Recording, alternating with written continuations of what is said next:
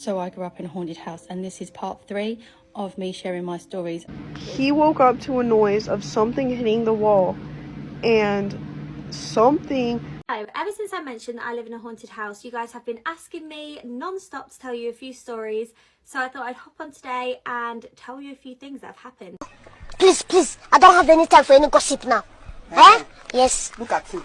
Do something with it. It's just money coming to me easily. Money coming in and needing me. Money coming in repeatedly. Money coming, it's just money coming. It's just money coming to me frequently. Money coming in to be with me. Money coming in secretly. Money coming, it's just money coming. It's just money coming to me always. Money coming in all day. Money coming in all pay. Money coming, it's just money coming. It's just money coming to me frequently. Money coming in to be with me. Money coming in secretly.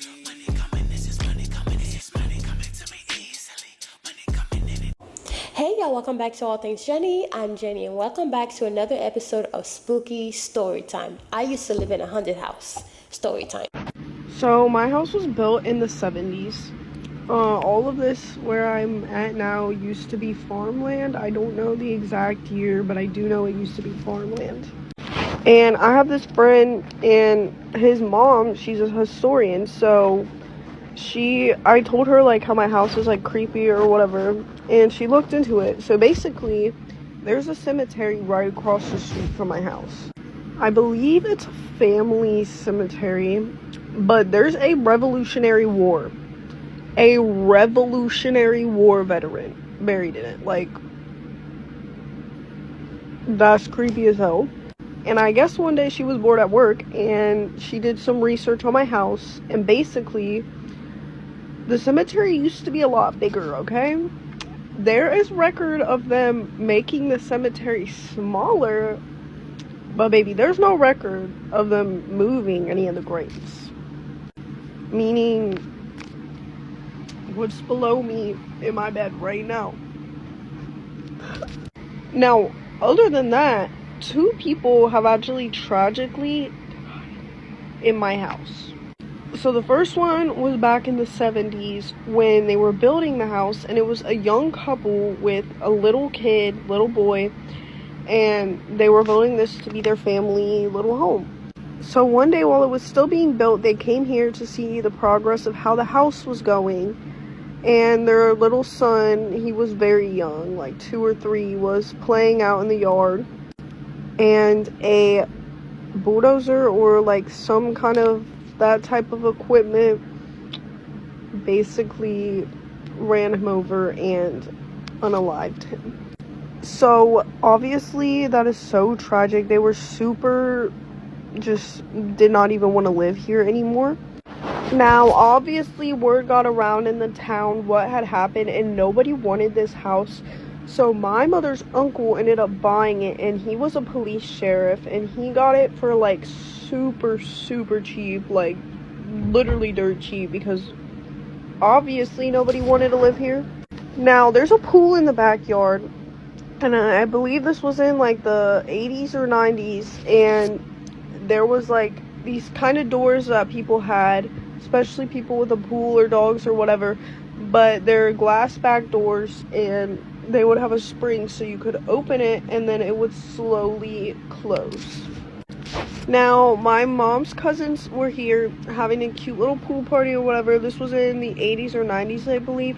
I don't know the exact dates on this because I actually found it out from my neighbor who used to live here when we kind of told him the energy in here fell off.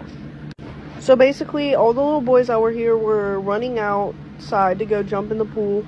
And one of them, I believe he was 10 or 11, but again, I don't know the exact ages on all this and timestamps, whatever. But basically, he forgot his towel, so he went back into the bathroom to go get his towel. And then he goes to run through the door. Well, at this point, the spring had closed it, and he didn't realize, and he ran through the glass and ended up out on the back porch. So you tie in the cemetery plus 2 very tragic, yeah. Now I will say none of it has ever felt like super dark energy, It felt more like a poltergeist, which would definitely make sense since it was 2 little boys. So when we first moved in here, my older sister was about 1.5, 2, and then I was a baby. Now the first sign that my parents noticed of any weird energy is there's a hallway with our laundry room and then a closet, and then at the end of the hallway is what is now my sister's room, but it was our playroom at this point. And every time that my mom or dad would go to bring us back here, my older sister would freak out walking by the closet door, and she would say, "No face, no face, no face," and she would be telling them that she saw a face in the closet. Now, at the time, they kind of just brushed it off. They didn't really know what to think of it. And then once my little sister was born and she was old enough to kind of talk, she'd always be on her baby monitor talking to her closet, just having full-blown conversations, like literally, and it sounded as if she was like getting responses. Like you couldn't hear the responses, but it'd be like, "Hey, how are you? Oh yeah, that's really good," like, you know, like giving responses as if something was said. And I remember one night my older cousin was babysitting us, and she saw this on the baby monitor, so she goes in and she's like, "Izzy, who are you talking to?" And she's like, "My friend in the closet." And then another time when my dad was in school, he would do online school, and he would do it during the nights when we were asleep because our house was just like too crazy with so many kids during the day. And he had been writing a paper. He said he fell asleep at his desk, and he had a Mountain Dew next to him that he finished, so it was just like a completely empty bottle of Mountain Dew. He woke up to a noise of something hitting the wall, and something had hit this Mountain Dew all the way to the wall. And our basement is pretty big. He was on one end and it hit it to the wall all the way to the other end. And we didn't have a dog at this point, no animals. He went upstairs, nobody was awake. He was spooked. So eventually all this scary stuff was happening, and we had told people just like in our circle, and word got around to this paranormal investigators around our area. So they came in with all their equipment, and they were doing, I think it's called a shadow box. And the things that were being said were so creepy. At one point, they weren't really getting anything, so they went downstairs to the basement, and you can hear clear as day on the recording, they're down there. Now, another thing is, my mom's dad was named Jim, and there's another part on the recording where you hear someone go, "Jim?" like, basically, like, asking where Jim was. Now, when they asked who it was, you can also hear on the recording, they say, "Jennifer's uncle."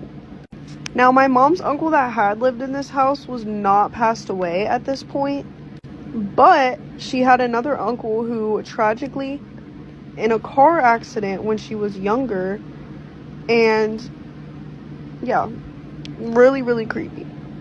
Now, before we could listen to any of the recordings, they had given it to us on a CD, and my aunt's friend has a recording studio in his house, and he said he could like clean it up and make it clearer and like eliminate any background noise. So he brings it over to his house, and he puts it in, tries to start listening to it. His entire system shuts down, like completely shuts down. And he's thinking, alright, like maybe I just need to reset my stuff, whatever. So he resets it, gives it a second, puts it back in there. It plays for maybe 10 seconds, completely fries his system once again. So he decides he'll give it a little bit and just like see if it's something he has to fix. And he walks up the stairs with the CD in his hand. Now, him and his wife collected plates, so he had them like hanging on the walls on little shelves, like going up his stairs. As he was walking up the stairs, the plates started falling off the wall. Someone or something did not want these tapes to be heard. Now, especially at night, my house is creepy. Like, you always feel like you're being watched, or like someone's just gonna like turn the corner. It's really weird. And like I said, like my dad, he sleeps down in the basement. And he would oftentimes wake up and hear running, like we were running around in the middle of the night. And you know, he would be mad going up the stairs to come yell at us, and everybody in the house is dead asleep. And again, this is before we had a dog, animals, any of that. And look, we've tried to get out, we've tried to move. Every time we try to move, something happens. The washer and dryer breaks. The water heater breaks. There's a huge plumbing issue. Stuff that the expense would keep us from being able to move. I feel protected though. I keep holy water, I keep sage, I keep a cross, I keep my Bible, I keep that all in my room because...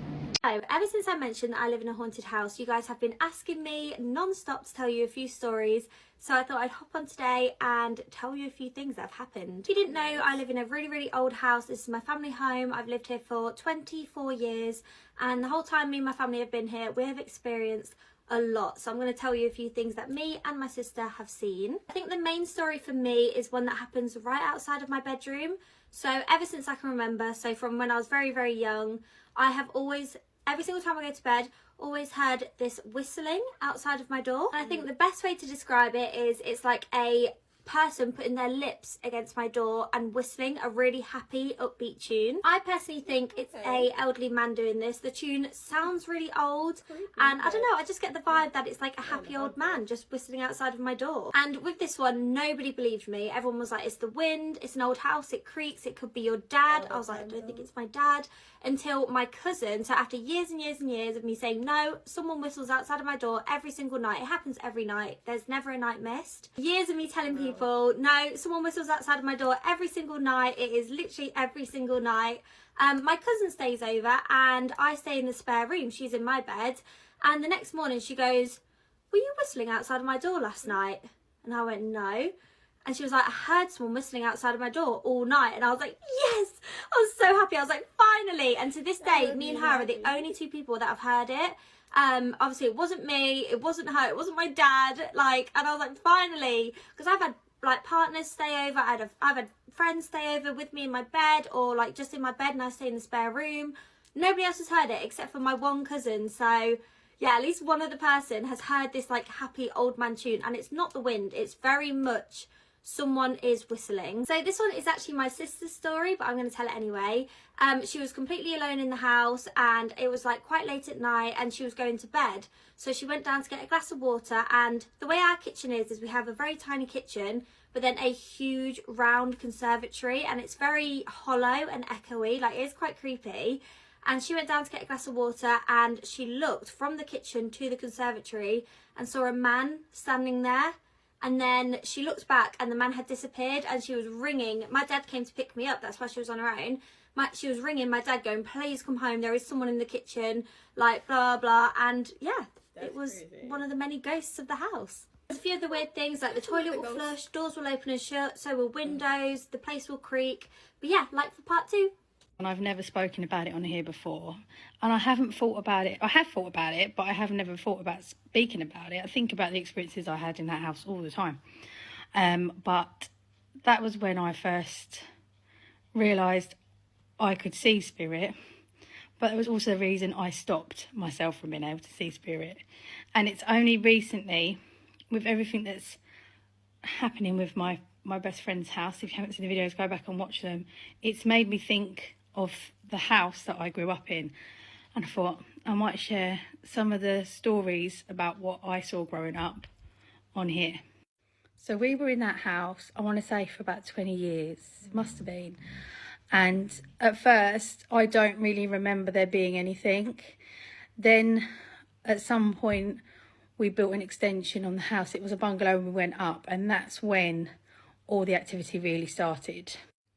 I can remember from the moment that the building started that the things felt different, but I didn't really know why, because I didn't grow up in a spiritual family. Like, no one else in my family is spiritual, so I didn't have anyone to talk to about it, but I could feel the energy was different.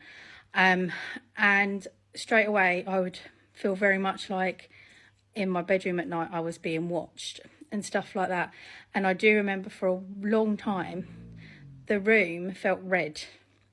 remember going to bed every night and the room feeling like red. As soon as the light went off, it felt awful. And I remember going into my mum and being like, I can't sleep in that room. And it ended up, because we went to church at the time, she ended up putting a cross in my room, and that did stop that.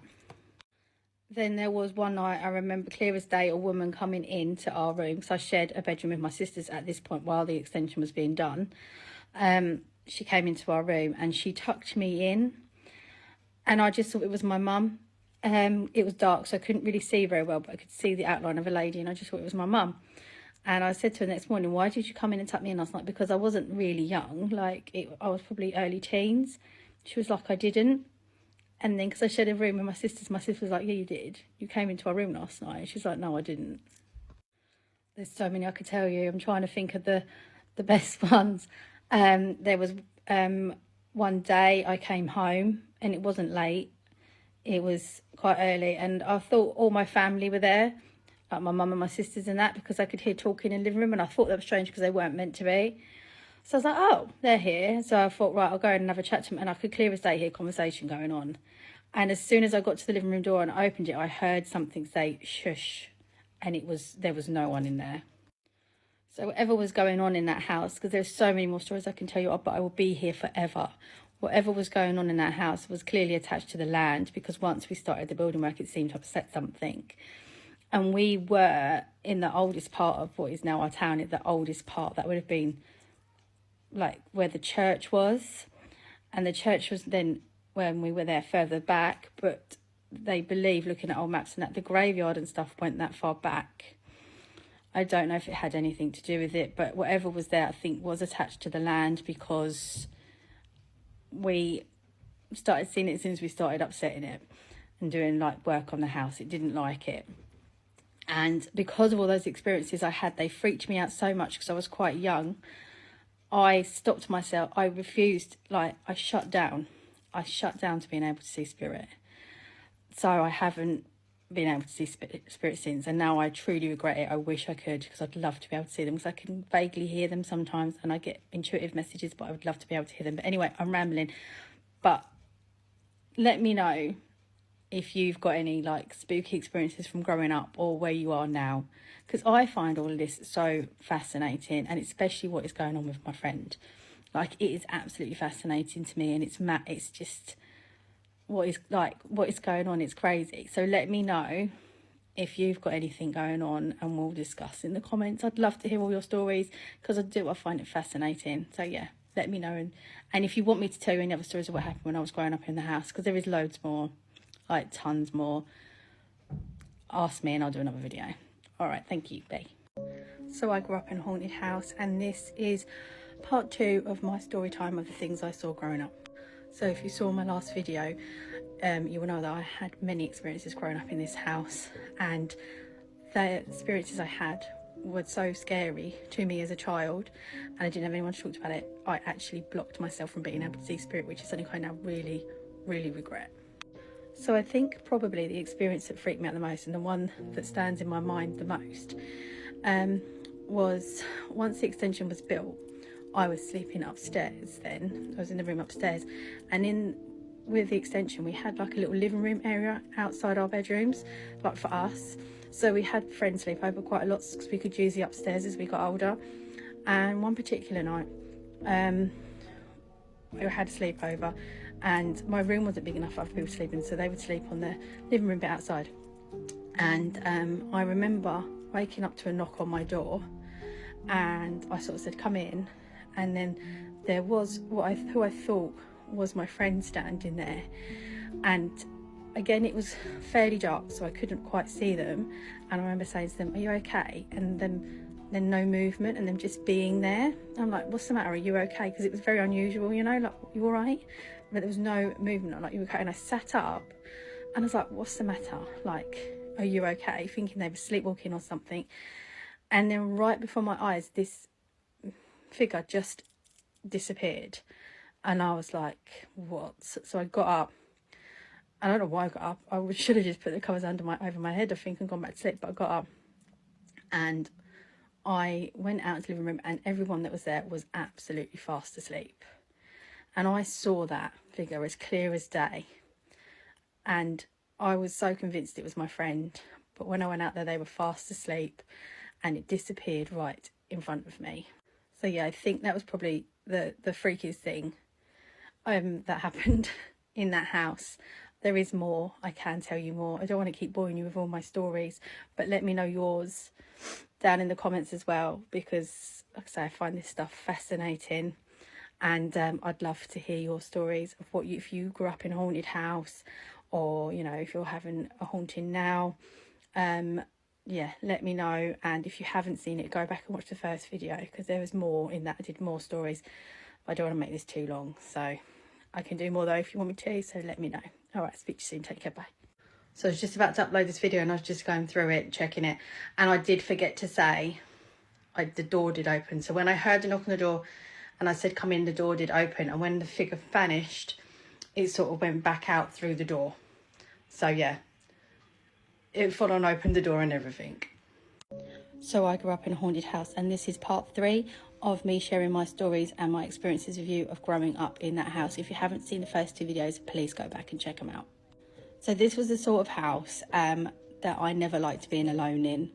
It had that feeling, and even as you walked up to the house, it always felt quite ominous.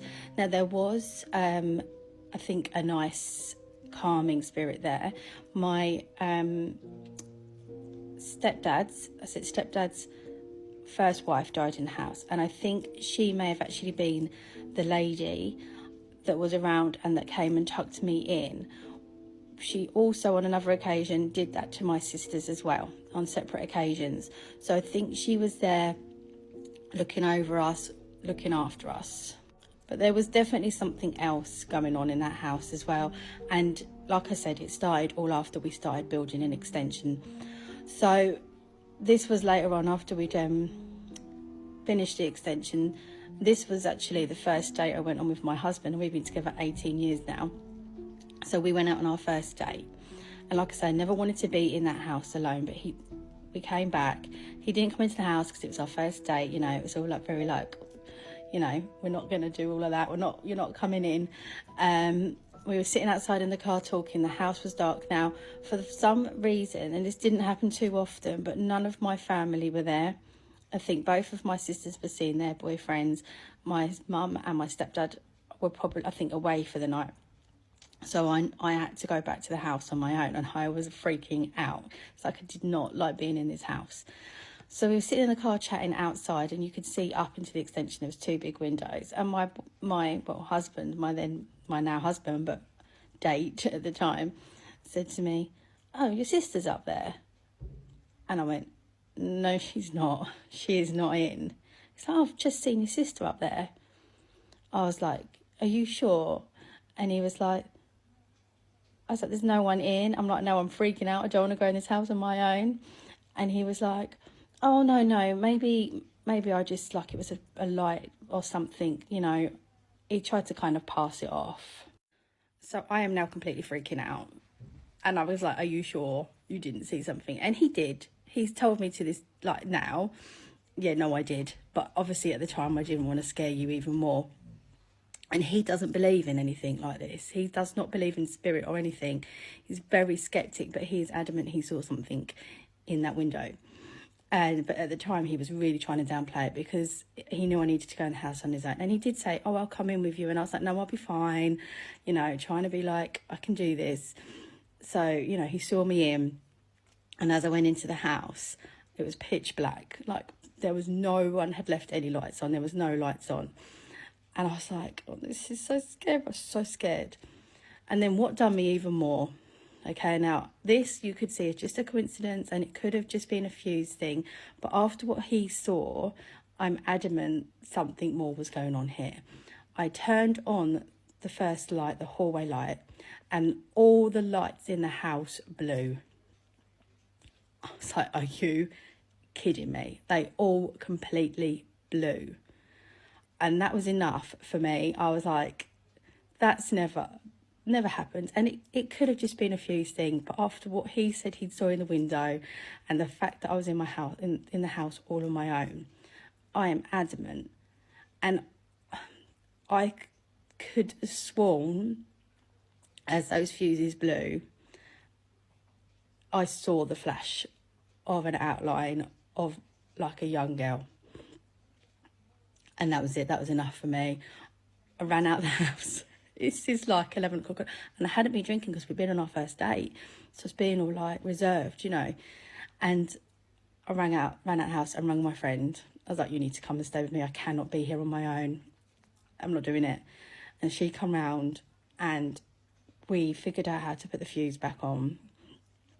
And then we stayed up all night watching movies because both of us were too scared to sleep. But that, yeah, that was very, very terrifying. And it could have been a coincidence, but I'm not sure.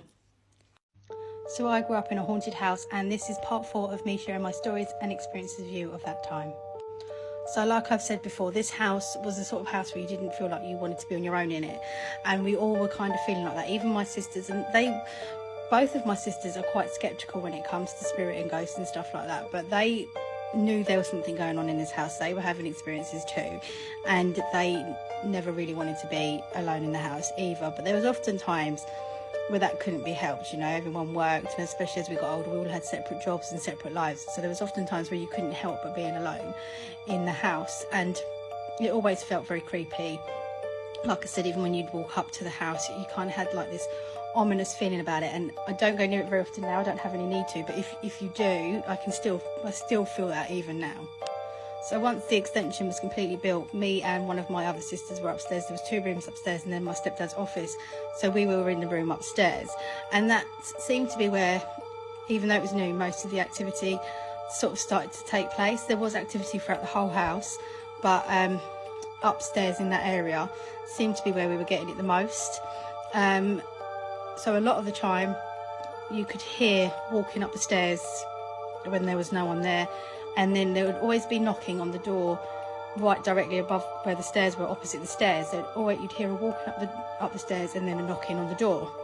And you kind of got to the point where you're like, this happened so much, you stopped saying hello, or you didn't even dare look. And then we didn't have mobiles at the time, so we couldn't even text each other to make sure it was okay. And then a little while later you sort of come out and be like, did you hear that? And you're like, yeah, we heard that. So there was one particular time when this was my sister's experience actually, where she was in the house on her own. We were all at work, and I think she'd been out the night before and had to get up early. So she'd come back and decided to have a bit of a nap before she had to go to work on a late shift. So she went to sleep, and I think she said she actually forgot to set an alarm or anything like that. And then she said she heard someone say, Ellie, it's 3 o'clock. Which is when she should have been waking up because she'd forgot to set the alarm. Woke up and thought, oh, it must be mum. And then very quickly realised that our mum wasn't in the house. And she was in the room at that point that was directly above the stairs and seemed to have the most activity. There was like a bit in my room, like I've told you about before, but that seemed to be the area that got the most activity. But she's like, a clear as day, heard someone say, Ellie, it's 3 o'clock. She's like, it wasn't a dream. It was very clear. Like, I think she was probably stirring at the time. A lot of people could say, oh, she was asleep, she was dreaming. It was her subconscious waking her up. But she's like, I know I heard that voice, to the point where she sort of said, I think she shouted out, thanks, Mum, I'm getting up now. And then once she sort of started getting ready quickly, was like, hang on a minute, it's 3 o'clock. She shouldn't be at home. Yeah, this really freaked her out. And like, she's not a massive believer in spirit and stuff like that. But she's like, that's something I can't explain. And I'm sure she said to me, like, she felt like someone was in the room with her. She didn't see anything, but she felt like it. She felt like someone's physical presence was there telling her to wake up. So that kind of made her believe a little bit more. She's gone a bit more sceptical again, but there is things she's like, I can't explain, that happened growing up in that house. So she's like, yeah, no, I think there's like definitely something was going on there. But it was her room that seemed to have the most activity, and maybe it was because she was a bit skeptical and something was like, I want to make sure you believe in this and you know I'm here. So yeah, let me know what you think about that. And then don't forget to let me know your stories if you've got any experience of growing up in a haunted house, or you're experiencing a haunting now. I am thinking, like, if you want me to read out your story, if you don't want to share it, maybe that's something I could start doing. Like I said on a video previously, I don't want that to be my main focus on my page, but it's something I'm happy to do. So yeah, let me know. But yeah, let me know what you think. Was she dreaming, or was she woken up by a spirit so she wasn't late for work? Speak to you soon. Take care. Bye. This is part 5 of me sharing my experiences of growing up in a haunted house with you. If you haven't seen the other 4 parts, please go back and have a look. I can't make a playlist for some reason. I think you have to have a certain amount of followers, which is annoying because I would have liked to put these all into one. But if I can at some point do that, I will. But for now, please just go back and check out on my grid and you'll find the other 4 parts. So if you've seen the other 4 videos, you'll know that the activity seemed to really sort of amp up when we started the extension. There had always been a presence in the house. Before that, there'd always been slight activity, but when we built this extension, it really seemed to amp up a level. And for some reason, most of the activities seem to be happening in the 2 rooms that were built upstairs, which is strange because they weren't there before. So this is why I think it was obviously something connected to the land, and it didn't like all the work we'd done and all the changes we had made to the house. So as I've said before, you quite often hear someone walking up the stairs because they creaked, and then a knock on the door of the room directly above the stairs. And then to the right of that, there was an office had been built there, and it had one of those windows, because it was like obviously a conversion, it was in a roof that opened out but up, and it made a really loud squeaking noise when it opened, and we'd often hear that noise when there was no one in the office. My mum used to often dismiss it of like, oh, it's the wind, but it was such a heavy window, it would have taken a massive gust of wind to get underneath it, because the angle it was in as well, to actually open it. And it was never really left on the latch, it was always closed down. But I think she was just trying to make us feel better. I remember one time being in my room upstairs and waking up and feeling uneasy, and I looked over. And the only way to describe this is if you know, like, if you see the pictures of like the people who've had electric shocks and their hairs all sticking up in the end, or, you know, they're touching that ball thing and their hair's all sticking up. It looked like a woman with her hair like that, but she was crouched down hugging like her niece and kind of rocking. And I just stared, and then I closed my eyes, and when I opened my eyes, she was gone. So I'm going to ask my mum and my sisters if they've got any more stories that they haven't shared with me. I think my mum's probably got a lot more, but she never really told us growing up, so I don't think she wanted to scare us.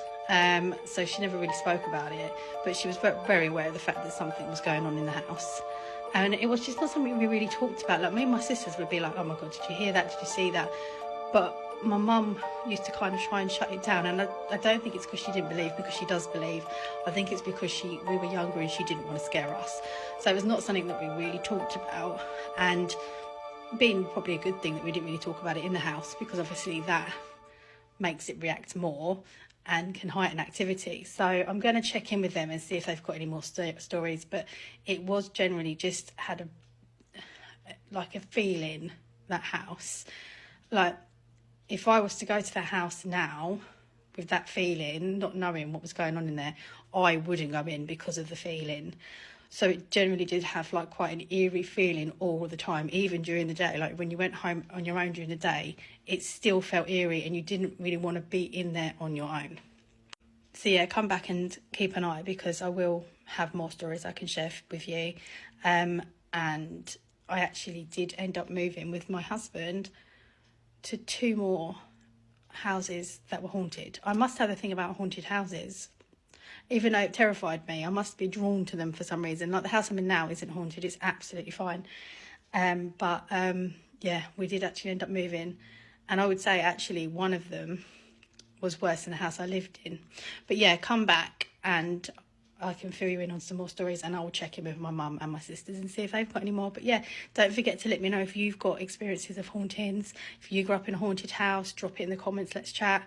It's fascinating to me, and I love to hear everyone else's stories. So let me know your stories in the comments as well. And if you don't want to share them, send them over to me and I'm happy to share them for you. All right. Hey guys, I'm Jenny and this is Shameless Plug. So I want to tell you guys about my Crown of Success manifestation book, with easy, simple rituals and spells to manifest a life of abundance in your life. And those spells are so easy, even a child can do it. So this book is filled with different spells that I've learned over the years from my family, passed down from grandma and everything. And also those are spells that I've actually tried and I know that they work. So this book not only teach you step by step on the things that you can do that are so easy that a child can do it, but it tells you like the proper moon phase to use, alchemy, manifesting with numbers, numerology, and also the days of the week that best fit for this particular spell. So it tells you the timing of when to practice the spell, the days of the week, the moon phase. It show you all the colors of the candles that you should be using and different planets. So for example, I show you like planet Jupiter is for Thursdays and the hours of the days that you should be doing the spell. So this is an easy road opener spell. So I know a lot of people like to do like different spell work, but if your roads are blocked, of course your spells are not going to work. So it's good to unblock yourself first and then start using the spell, especially with the new years and the new days to come. And also I have some amazing spells in here. This is a powerful quick money spell. So if you're in a bind for some money and you're just trying to get some money, and I even have some easy powerful spell to win game of chance. So if you are a gambler, now I don't promote gambling, but if you are a gambler and you're just trying to make some money and trying to make sure you win, these spells will definitely help you. It tells you the best days to do it. So it says the best days to perform this spell is on a Thursday, Jupiter day. Jupiter is the planet of good fortune, luck, and expansion. Jupiter is the best day to perform spells that boost luck and increase your chance of success in any game of chance or any money spell, period. It has a list of so many spells that you can incorporate in your life with this new year to bring prosperity. And I even put some bonus spells on here, which for Saturday is a day to do like protection work. So I have a spell for like send back to senders. So I put some bonus spells on here, and then a protection with Archangel Michael. So there's so many spells on here. Removing the evil eye spell, so you can remove evil eye in your money and also in your everyday life. New Year home blessing spell, and I know it's been a few days since the new year started, but you can always do a home blessing spell any days of the week. As long as you need it, you could do it. So anyways, guys, this is my book. It's called Crown of Success by Jenny, and it's available on Amazon, the ebook and also the physical copying. So please grab a copy if you're interested in supporting this channel. This is a way to support the channel and to support me as well for putting out, content every day for you guys to enjoy. So I hope you guys enjoyed this book, and I hope you go and grab your copy, whether it's the ebook or the physical copy. I say have a physical copy, but it's really up to how much, your wallet and what you can afford. So anyways, I'll talk to you guys later. Bye. Mwah. This is a shameless plug, so just check out my channel, okay? Love you guys. Mwah.